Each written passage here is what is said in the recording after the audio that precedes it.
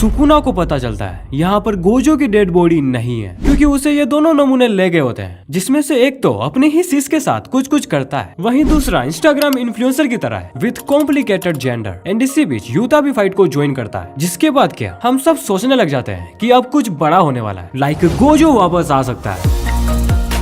तो तुम सभी को पता चल ही गया है कि गोजो की बॉडी बैटलफील्ड में नहीं है, पर कब से? क्योंकि चैप्टर 247 में हिगुरुमा मरा था, जिसके नेक्स्ट चैप्टर में उसे बाहर निकाल दिया गया। फिर चाहे रिसेंट चैप्टर को आने में 3 वीक का टाइम ही क्यों ना लगाओ, लेकिन फाइट में ये चीज मेरे हिसाब से 5-6 मिनट में ही हुई होगी। और मैं भी गोजो के साथ भी कुछ ऐसा ही हुआ होगा। गोजो के करते ही उसे 1-2 चैप्टर में बाहर निकाल दिया गया होगा और अब तक वो सही हो चुका होगा। फिर चाहे सुकुना ने यही क्यों ना कहा हो कि अदर्स पीपल पर RCT 50% ही काम करती है, क्योंकि हम यहाँ बात कर रहे हैं शोको की, जिसे ये बात मेरे हिसाब से पहले ही पता होगी, क्योंकि वो पहले भी कई लोगों को हील कर चुकी है और वो गोजो की भी फ्रेंड है। एंड साथ ही वो एक अबला नारी है, जिसे ये अच्छे से पता है अगर गोजो वापस नहीं आया तो ये 4 हाथ वाला JJK को पी-हब बना देगा, या बना भी रहा है लगातार सबकी मारकर, I mean जान से मारकर। तो अगर शोको गोजो को थोड़े वक्त के लिए भी हील कर रखती है, जब तक गोजो को होश ना आ जाए, जिसमें वो बाकी मरे हुए लोगों से मिल रहा है, एंड होश आते ही गोजो खुद को ठीक कर लेगा, या शोको एक बाउंडिंग वो भी कर सकती है। तो तुम्हें क्या लगता है शोको बाउंडिंग वो में क्या करेगी? पीना छोड़ देगी या मीवा की तरह कुछ? एंड जब तक हमें ये पता नहीं चलता है कि गोजो को बैटलफील्ड में से कब निकाला गया है, तो हम इस थ्योरी पर,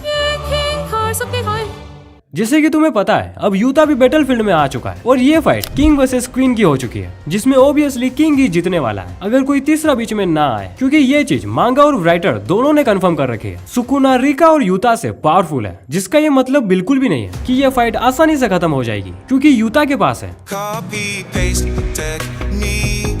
एंड इसी के साथ 11 और। एंड तुम्हें पता ही है Yuta hand to hand combat में भी मास्टर है, एंड साथ ही वो वेपन्स को चलाने में भी एक्सपर्ट है। और जैसे सुकुना माहो रागा के साथ मिलकर गोजो को मार रहा था, वैसी ही हालत यूता और रिका सुकुना की कर सकते हैं। एंड इसमें मजा तब आएगा जब यूता अर्थ को काटने वाला डिसमेंटल सुकुना पर मारेगा गोजो का बदला लेते हुए। अब मुझे नहीं पता कि यूता ऐसा कर पाएगा कि नहीं, पर ये पॉसिबल सा लगता है, क्योंकि डिसमेंटल क्लेव और स्लैशर्स एक नॉर्मल से लगने वाली टेक्निक है, जिससे डेडली सुकुना की कर्स एनर्जी बनाती है, जो अनलिमिटेड है, और अनलिमिटेड कर्स एनर्जी यूता के पास भी है। दैट्स व्हाई यूता ऐसा कर सकता है। एंड इसी में तकाबा भी आ जाए तो सोने पे सुहागा हो जाएगा। हाँ, वो बात अलग है, बैटल थोड़ी स्लो हो जाएगी या बहुत स्लो हो जाएगी, बट हमारे पास चांस होगा सुकुना को हराने का, और मे भी वो हार भी जाए। पर ये चीज थोड़ी प्रिडिक्टेबल और बोरिंग हो जाएगी, क्योंकि केनजाकू भी इसी तरीके से मरा है और ये चीज हमें अच्छे से पता है। बोरिंग चीजें गेगे को जरा भी पसंद नहीं है, फिर चाहे उसे किसी कैरेक्टर की या हमारी ही क्यों ना माननी पड़े।